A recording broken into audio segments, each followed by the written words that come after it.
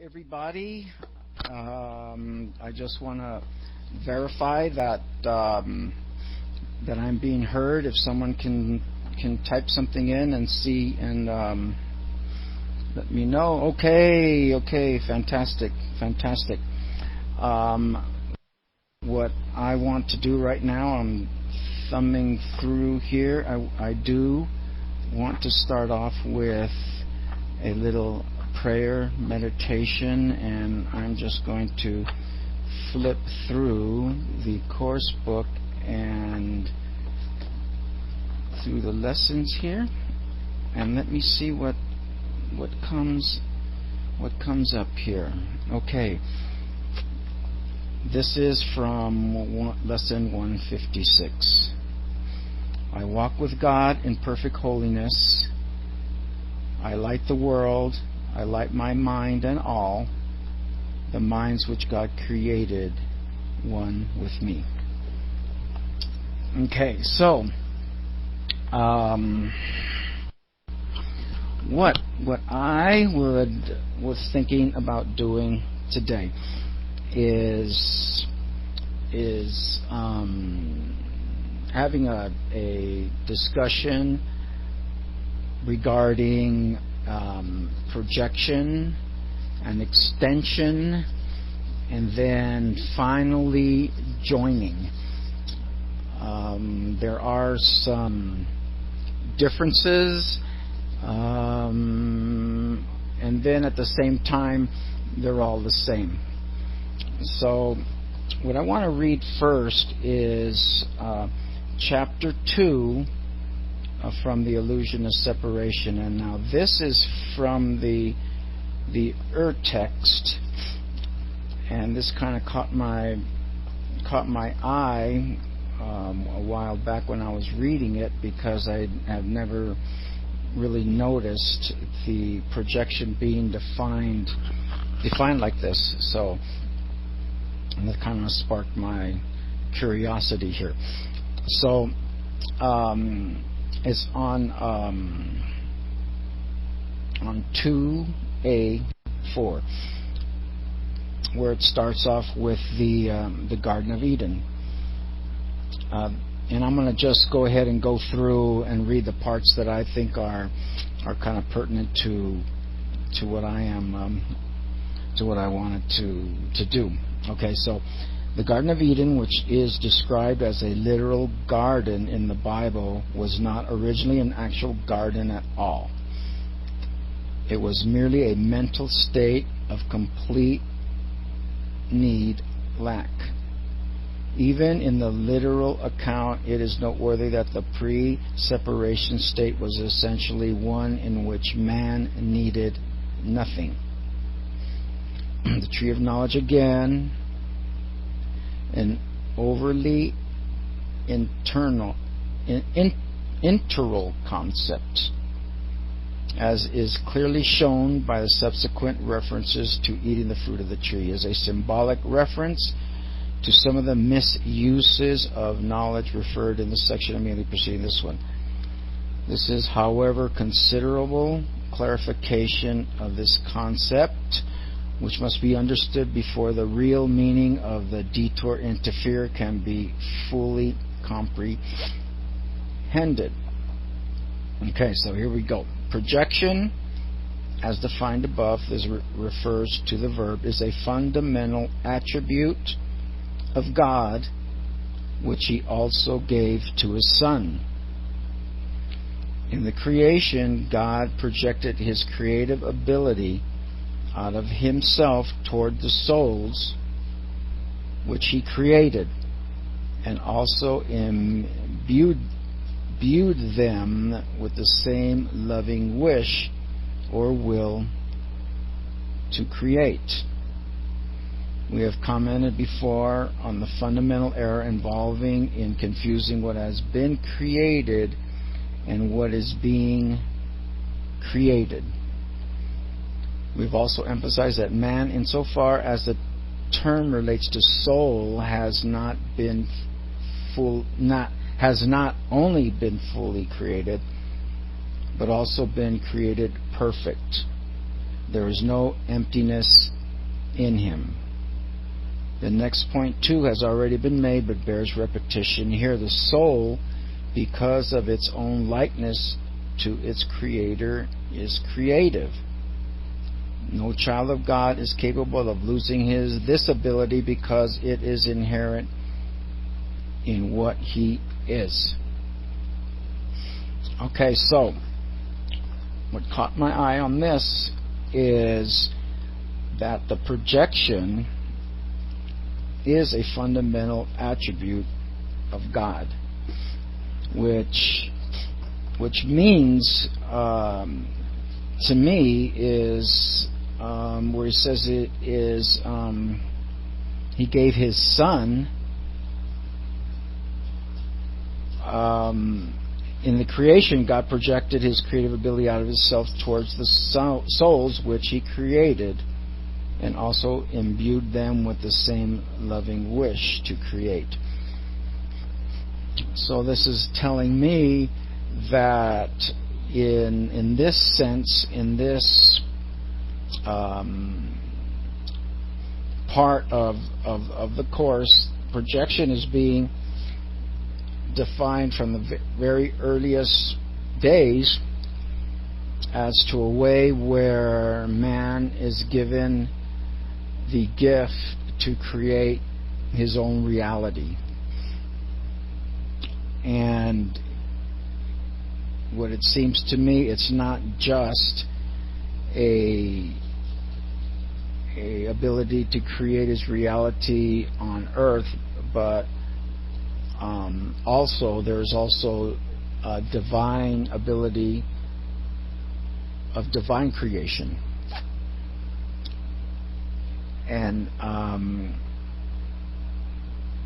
this is something that I was kind of new to me, because I always thought projection was always a throwing out or of causing my perception to be of my ego ideas and attaching them outside of myself to make them real. And I believe that this is the same thing on a divine level. It can be used both ways, as extending who we are, and then also projecting on a ego level. And then it goes on to say, wherever projection in its inappropriate sense is utilized, it always implies that some emptiness or lack of everything must exist, and that is within man's ability to put his own ideas in there instead of the truth.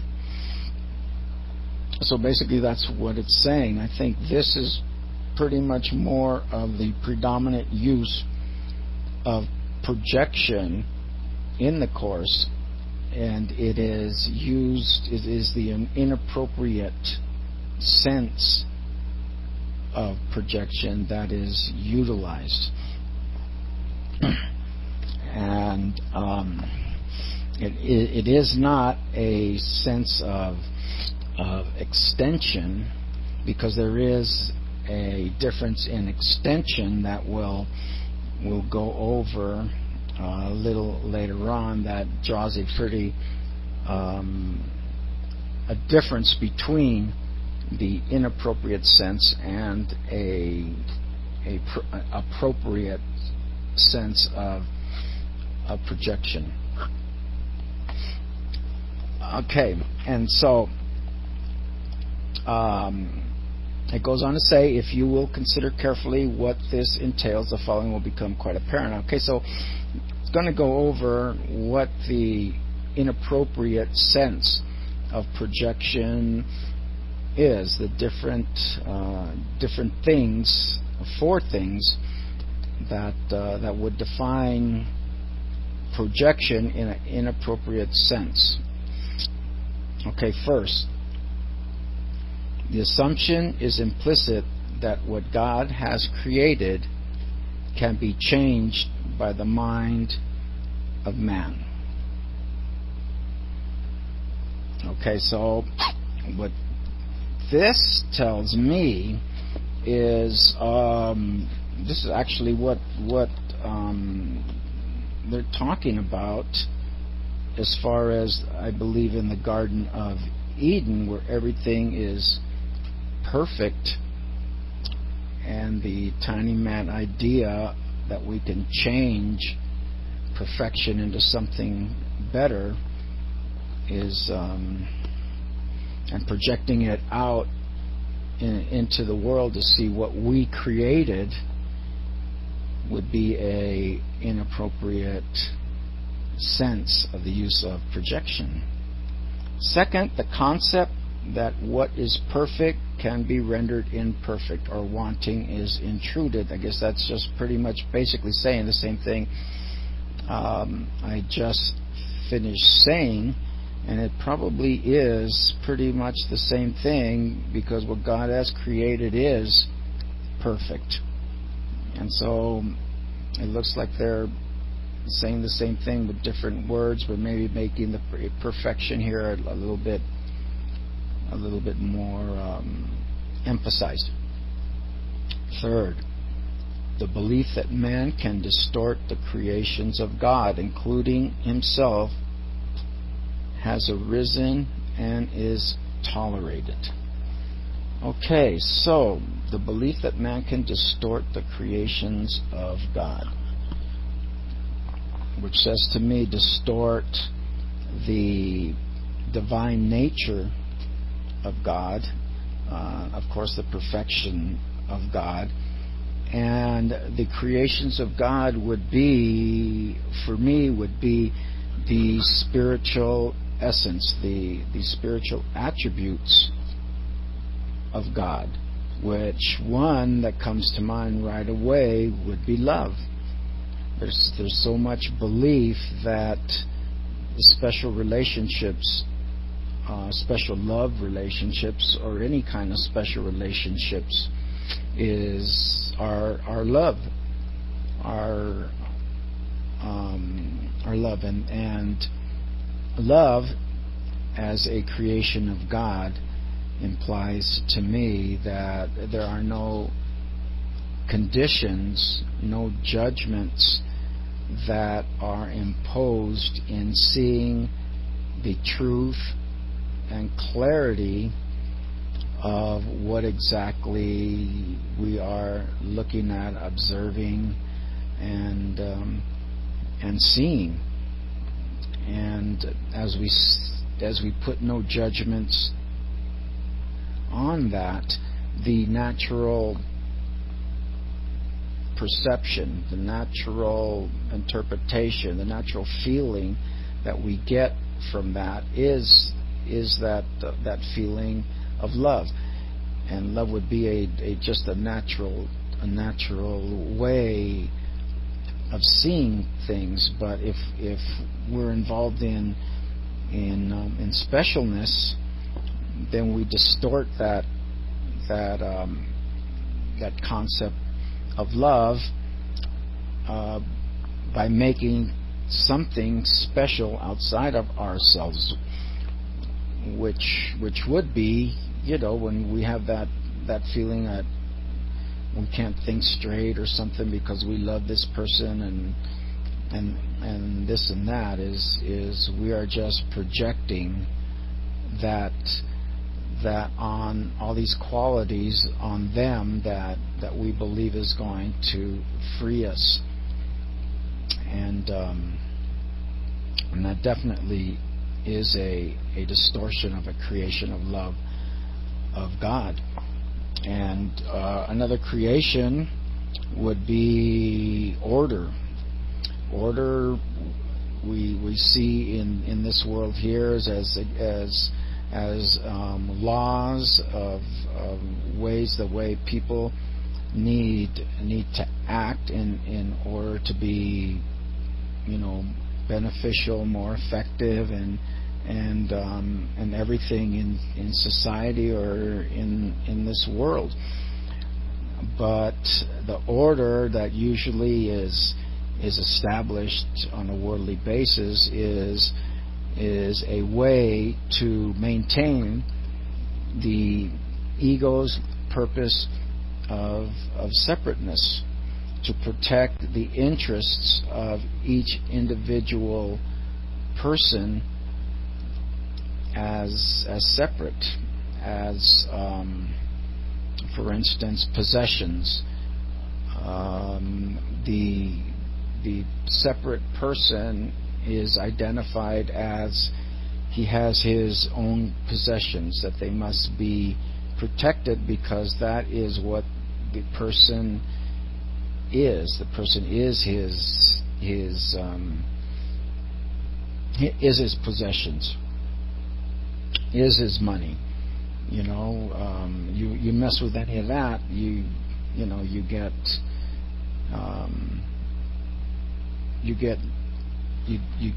behave in a way that of disorder in the society, and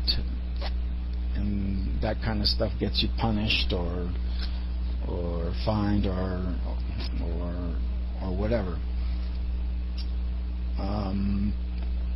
Order in religion, that is designed to protect the interests, financial interests, let's say, of a church like the Catholic Church.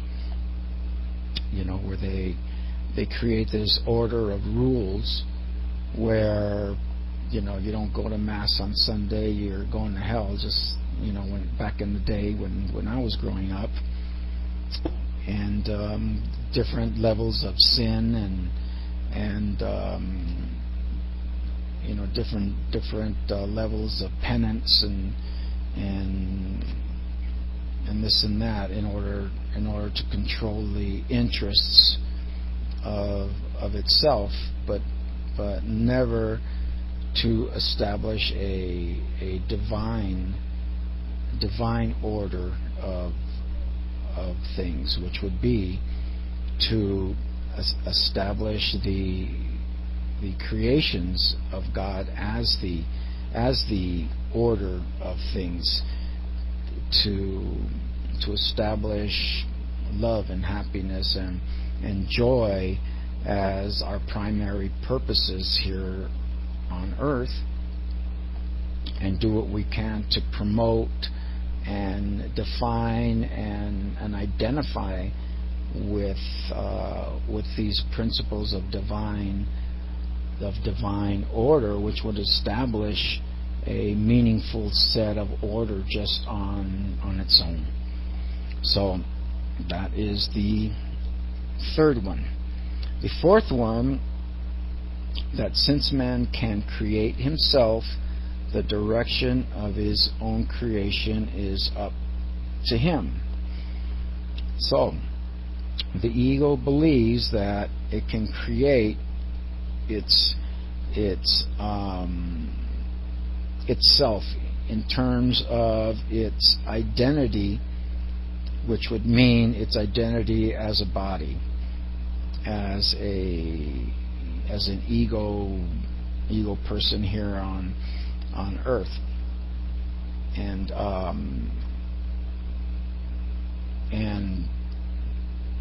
basically he really can't, because what he is a spiritual soul, and not a body that can create his status with money, or create his race is better than everyone else's, or his sports team is better than everyone else's, and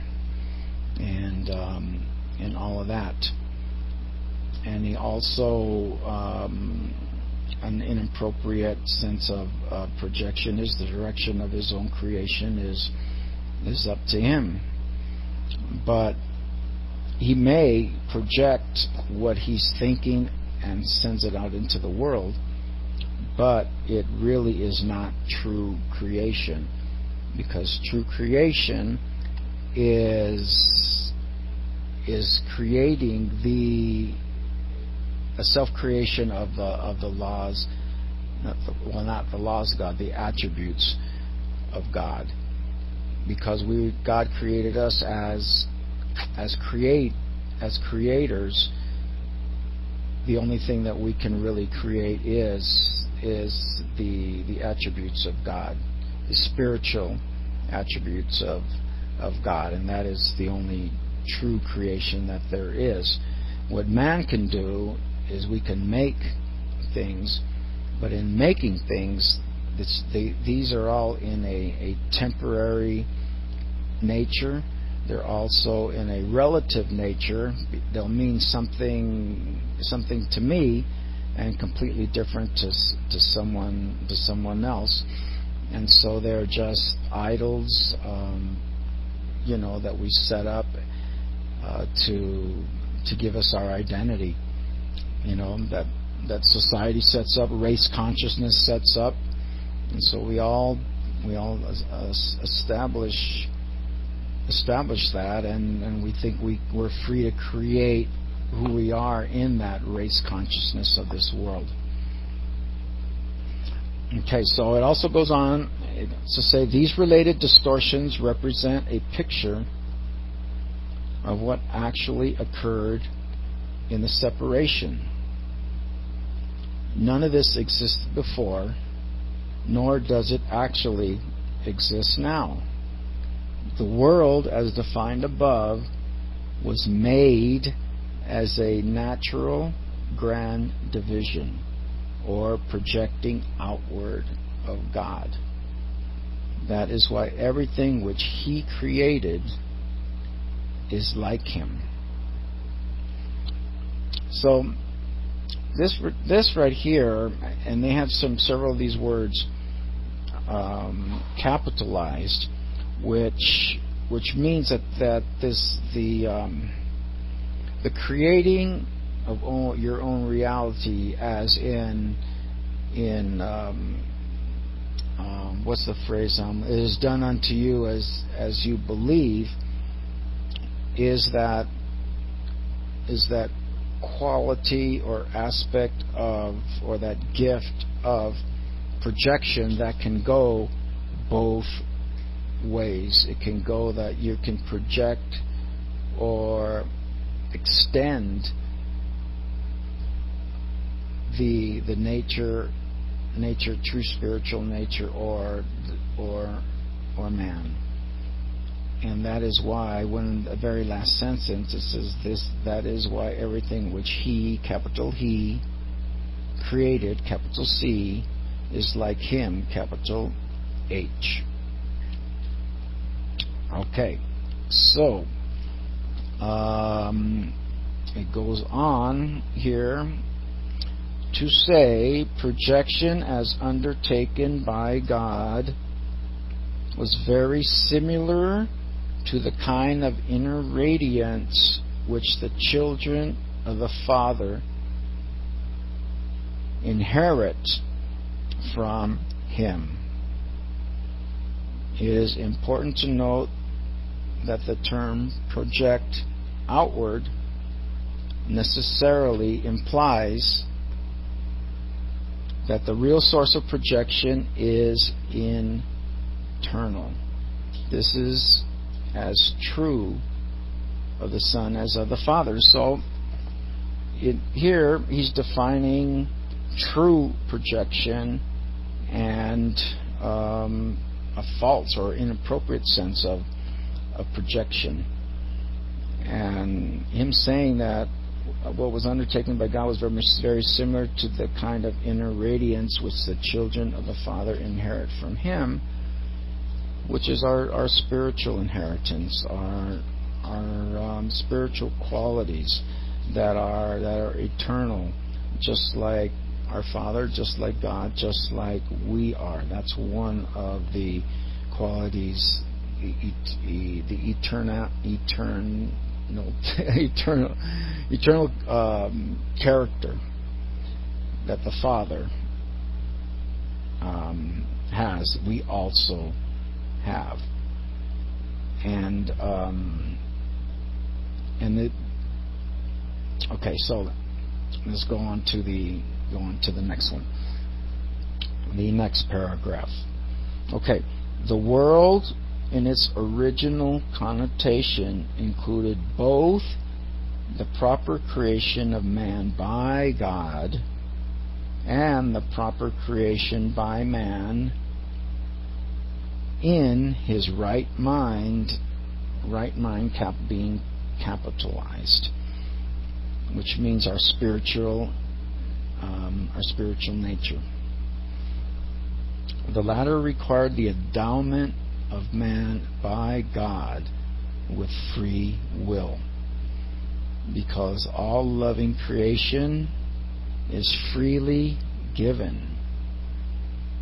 Nothing in either of these statements implies any sort of level involvement, or in fact anything except one continuous line of creation in which all aspects are of the same order. So this kind of raises a question within me, which I haven't really really answered. So maybe going through it, light bulb will go on. I understand the part about the original connotation included both the proper creation of man and the proper creation of man in his right mind. Okay, we know what all that is. And then the latter required the endowment of man by God with free will. Okay, because all loving creation is freely given. Okay, so this was freely given by God, no conditions, and so with us, it is also only true creation is only a true creation that is freely given with no conditions to anybody for anything. Okay, I'm getting it now. Okay, nothing in either of these statements implies any sort of level involvement, which the level involvement is any level involvement of any kind of condition. We can't create with any kind of condition on our part, or in fact anything except one continuous line of creation in which all aspects are of the same order. So I understand that now as it being one continuous line of creation, because there aren't any conditions on it. It's all freely given, and just as long as it's unconditional, it's all constant, and it's all free. It's just a continuous line of creation of the spiritual aspects, the spiritual truth, and our spiritual identity in its completion. So that is the Urtext version of the projection, which to me gives it a definition of both a correct and incorrect, where extension and projection are also included in this blanket gift that God gave us at the beginning. So the next thing that I want to do, I have this glossary of terms from A Course in Miracles by Robert Perry, which I really like, and I want to go over the definitions of extension, and then also the definition of projection again. So I think what I'll do, since I think I'll go over the meaning of extension first.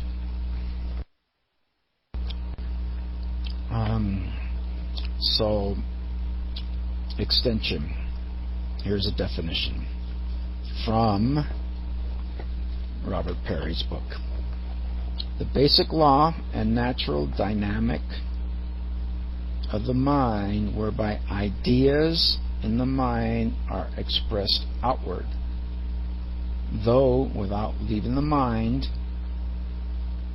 thus causing effects after their nature and likeness.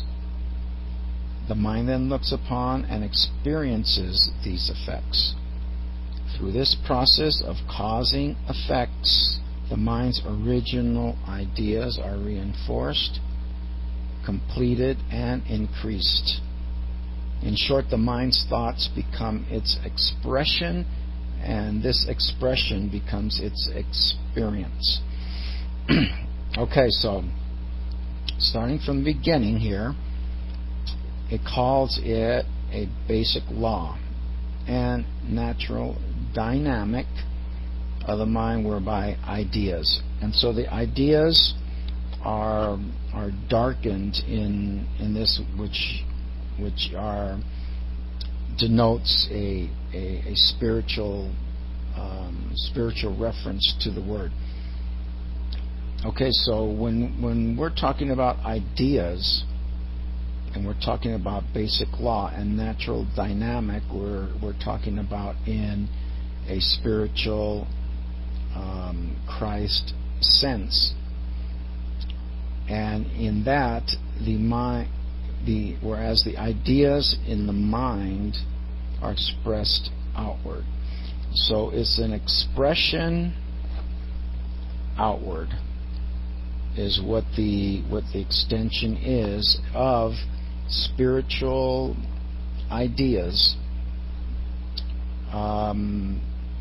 which are being experienced by us at the time, and though without leaving the mind. And that is the big difference, because when we're dealing with extending, which is the qualities of God, we don't separate from that idea. That idea is in our hearts, and it's also, we extend it out to our brother, which is also in our brother's heart. There is no disassociation from it. It's a matter of recognition that both myself and my brother are this extension of love. And then I can look at my brother as, as a product or the aspect of intelligence, which is a spiritual aspect of God, that he is not intelligent in the scheme of the world, like his IQ is higher than somebody else's, that he is walking around as intelligence, that everything about him is created in an intelligent manner, as his blood flows in an intelligent way. When he's eating some food, it's all digested. His whole makeup is designed intelligently for that upkeep, survival, maintenance of that body, of that communication device that he is. And so that intelligence that I am, as being the communication device, that never leaves my identity. I am realized myself as that intelligence. I breathe because of the intelligence that breathing is to my upkeep and survival. So, which is different, and we'll see that there is a big difference between the thoughts without leaving my mind and the idea of projection.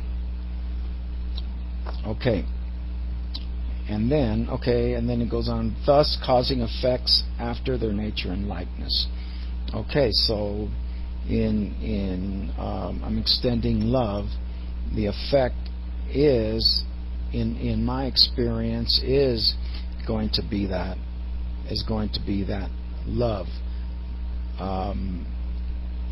When I extend that out to my brother, it might not be that my brother is going to experience that love that I extend, but the extension of the love is a means to create my reality of what I see, of my truth of the world, that my happy dream that I am living.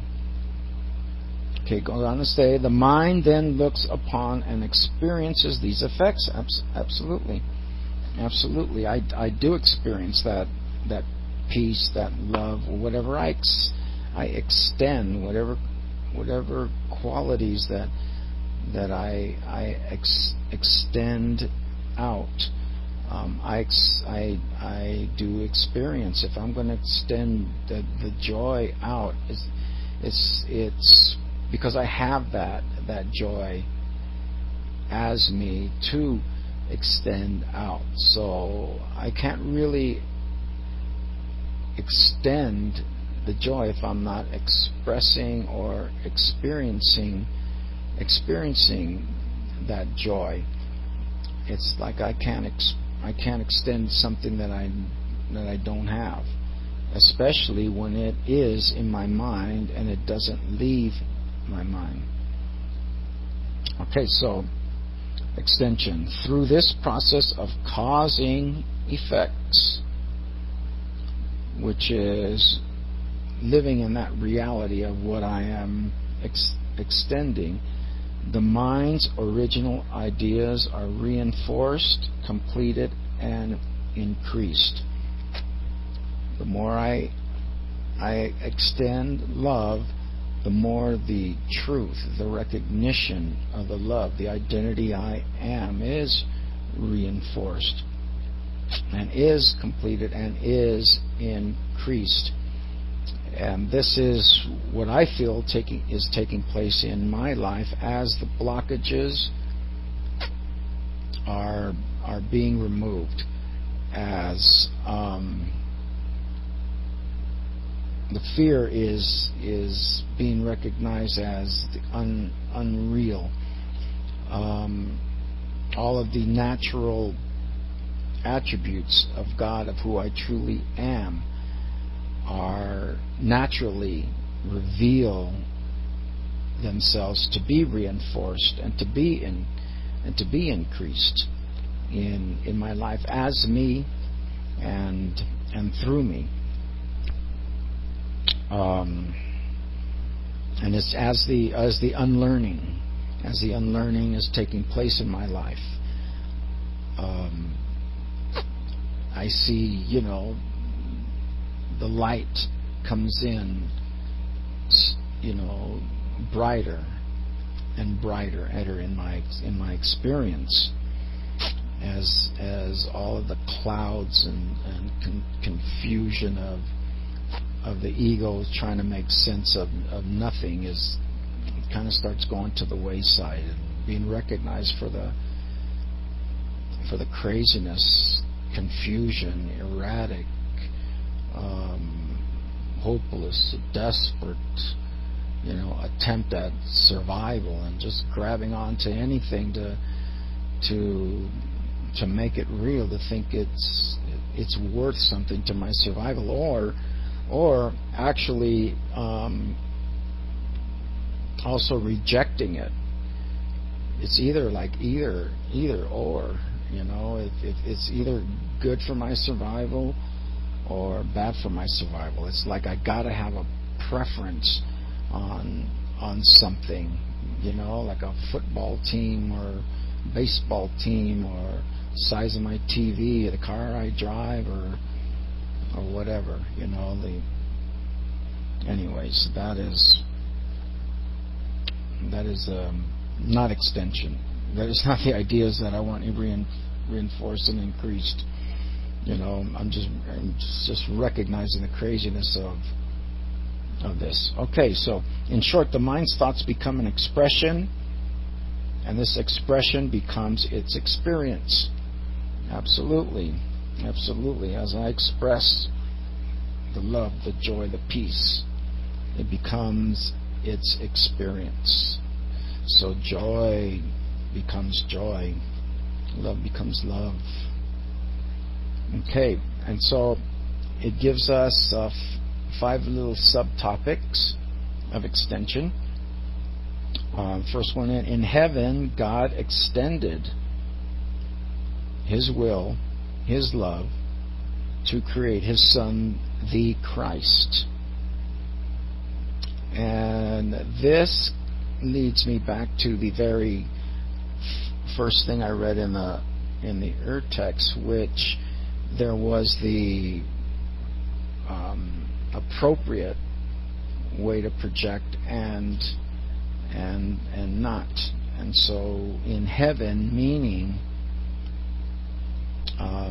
in the spiritual realm, in our spiritual consciousness, our true identity, God extended His will, His love to create His Son, the Christ.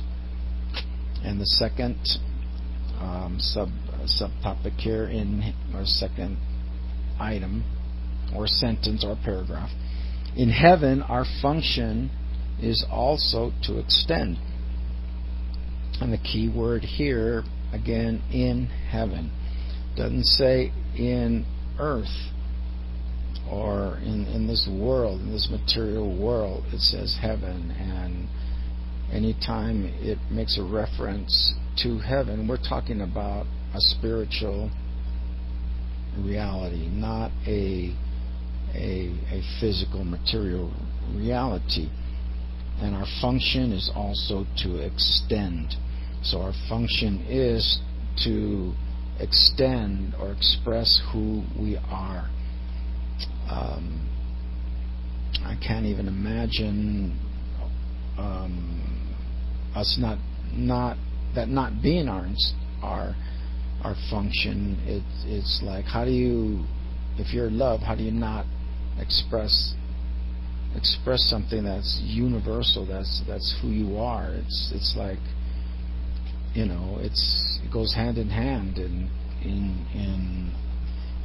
all of God's spiritual attributes. It's inherent to extend all of who we really are. Okay, number 3.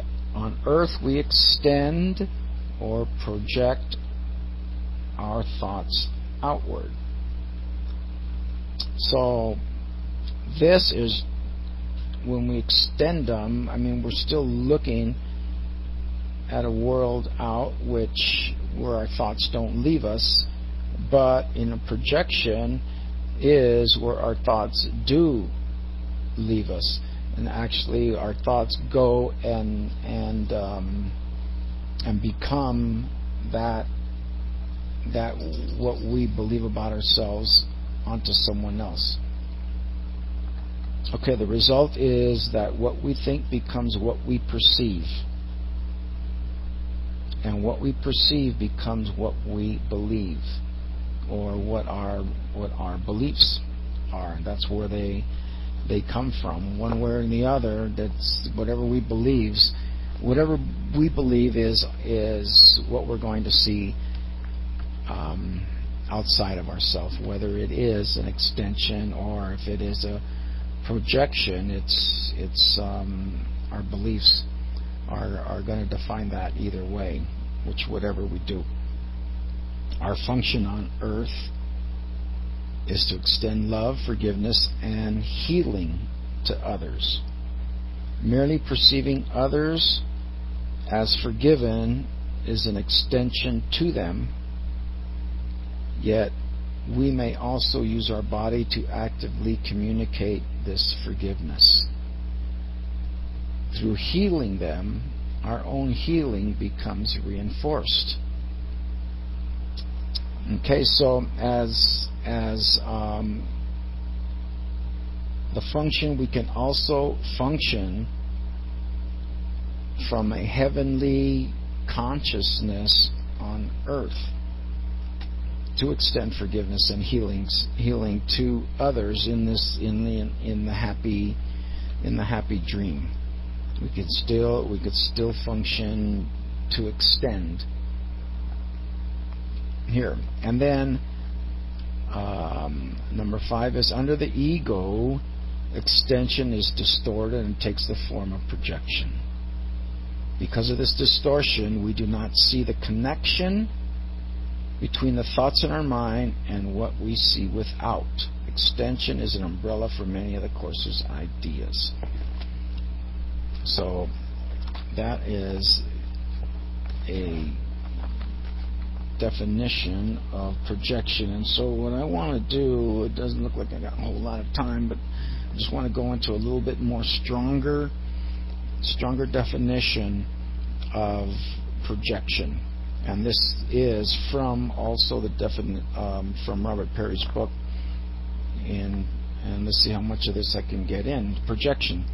The ego's distorted use of extension, which seems to reverse cause and effect. The main defense of the separation, what keeps it going, in extension, an idea goes forth from our mind without leaving it, and thus linking our mind to the minds we extend to.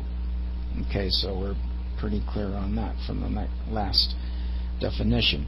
In projection, we try to throw an idea out of our mind, and throw an idea would means a disconnection or association of our perception of what we're throwing out onto a supposedly external world. This makes this idea appear to be outside us rather than inside. So this is the ideas leaving their source, because we don't see it in us anymore. We see it outside of ourselves.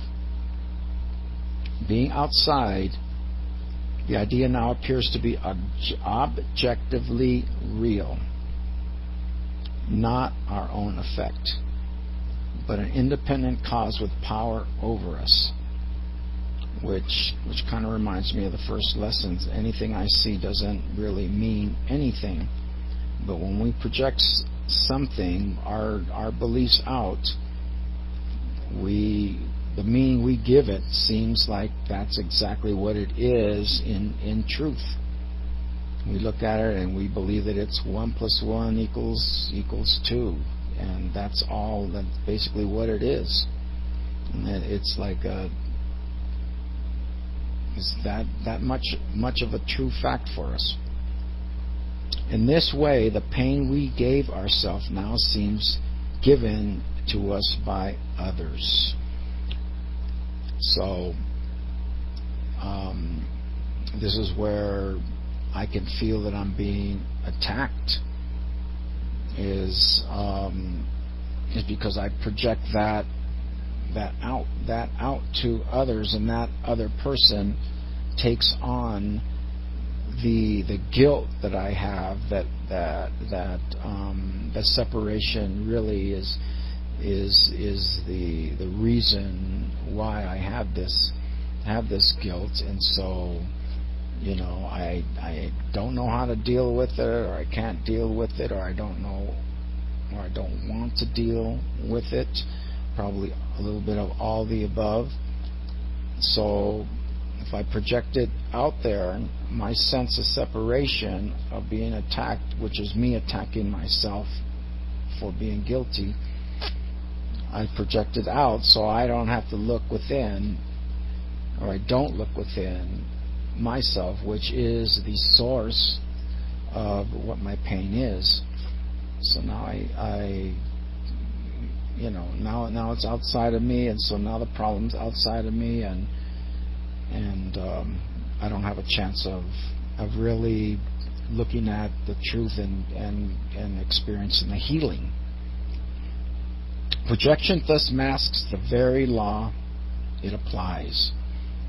So, I mean, we don't even recognize exactly what we're doing in projecting, extending, or whatever. We have no idea that we're creating our own reality out there with our own perception, with our own mind.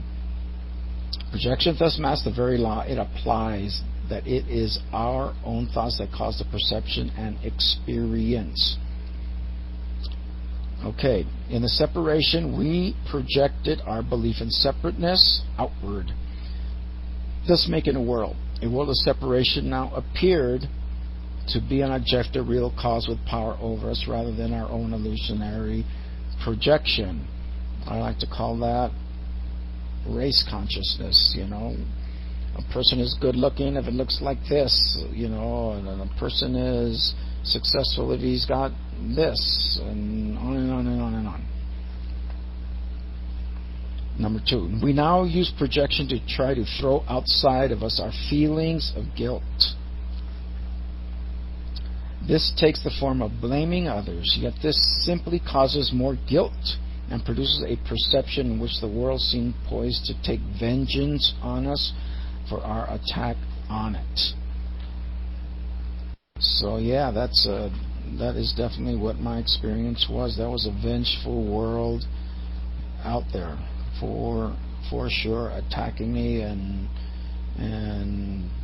the whole shot.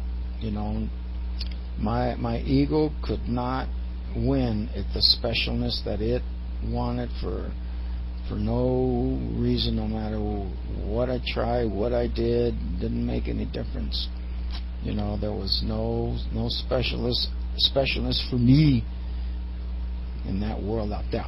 In other words, we fear that our projection will return to fear that our projections will return to our mind.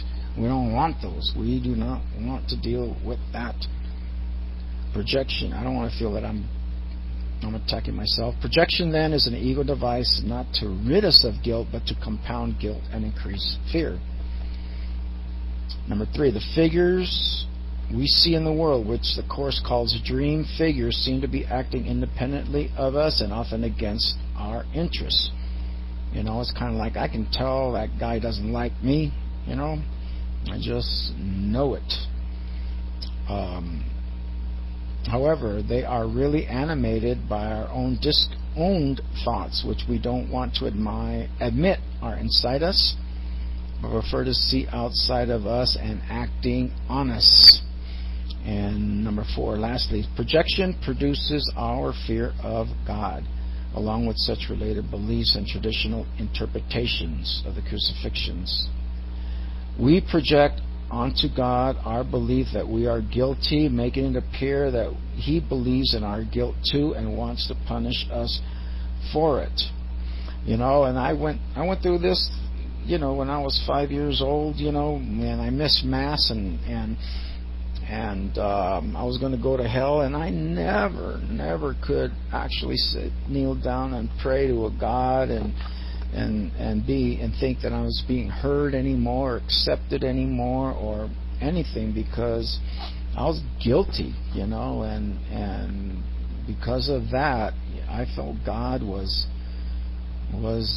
felt that I was guilty too, and was not going to listen to me, and I was on my own, and I was a goner at 5 years old. I was done.